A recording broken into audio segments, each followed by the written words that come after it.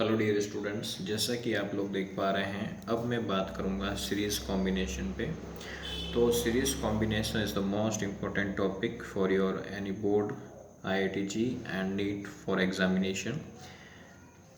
तो हम इसको किस प्रकार डिराइव करते हैं, सीरीज़ कॉम्बिनेशन के फॉर्मूले को आप सभी लोग ध्यान से सुने। इसमें क्या होता है, ये सभी कैपेसिटेंस होते हैं। क्या होता है यहाँ पे? कैपेसिटेंस।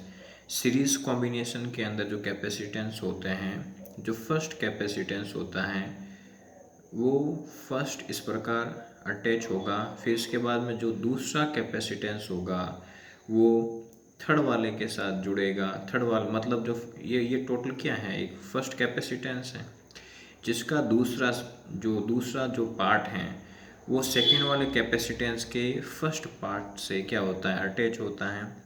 फिर इसी सेकेंड वाले के जो लास्ट वाला जो पार्ट है वो थर्ड वाले के फर्स्ट पार्ट से अटैच होगा, जैसे ये वाला।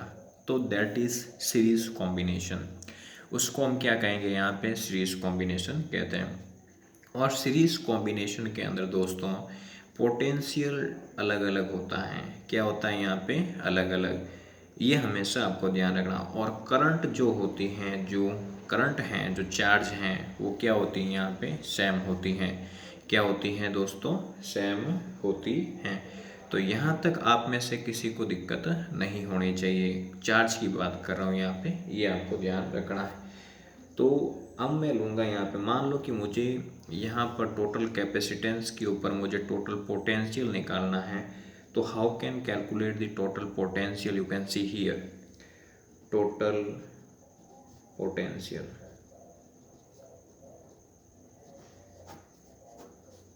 तो V of t is equal to V1 plus V2 plus V3। तो what's the formula of V? तो हम इसके अंदर जो फॉर्मूला देखेंगे वो हमारा फॉर्मूला होता है Q is equal to CV। तो मुझे यहाँ से V का फॉर्मूला निकालना होगा। मैं कैसे निकालूंगा यहाँ पे?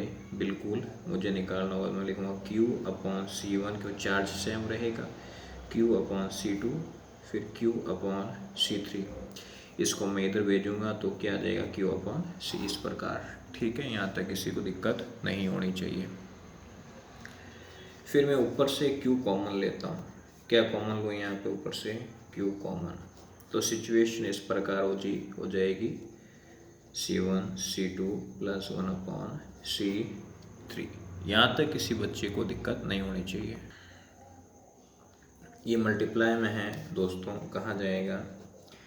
डिवाइड में। 1 upon C1 plus 1 upon C2 plus 1 upon C3। V upon Q जो हैं वो 1 अपॉन CS यानी कि सीरीज के क्या होगा? बराबर होता है V अपॉन Q। तो हम लिखेंगे 1 upon CS is equal to C1 C2 और C3। यहाँ तक किसी बच्चे को दिक्कत नहीं होनी चाहिए। ठीक है मित्रों। अब इसके बाद यदि मैं इसको और आगे ढंग से करूँ, जैसे मान लो कि मुझे ये एन टर्म तक चाहिए, तो मैं इसको कैसे लिखूँगा? 1 upon CS is equal to 1 upon C1 upon C2 plus 1 upon C3। फिर मैं इसको आगे बढ़ाते हुए प्लस 1 अपॉन CN तक क्या करूँगा? इसको कंसीडर करूँगा। फिर यदि मैं इनका रेसिप्रोकल करूँ तो इसमें क्या है कि जो C1 बराबर हो जाएगा C2 के, C2 बराबर हो जाएगा C3 के, डैश डैश डैश CN बराबर हो जाएगा किसके? यहाँ पे C के। तो हम इसको कितने टाइम्स लिख पाएंगे यहाँ पे? तो बिल्कुल हम लिखेंगे 1 upon CS is equal to 1 upon C plus 1 upon C plus 1 upon C nth time के बराबर हो जाएगा। कितने टाइम्स के बराबर हो जाएगा दोस्तों? nth टाइम्स के। nth टाइम्स के बराबर हो जाएगा तो मैं इसको क्या लिख सकता हूँ? 1 upon CS is equal to n cross 1 upon C।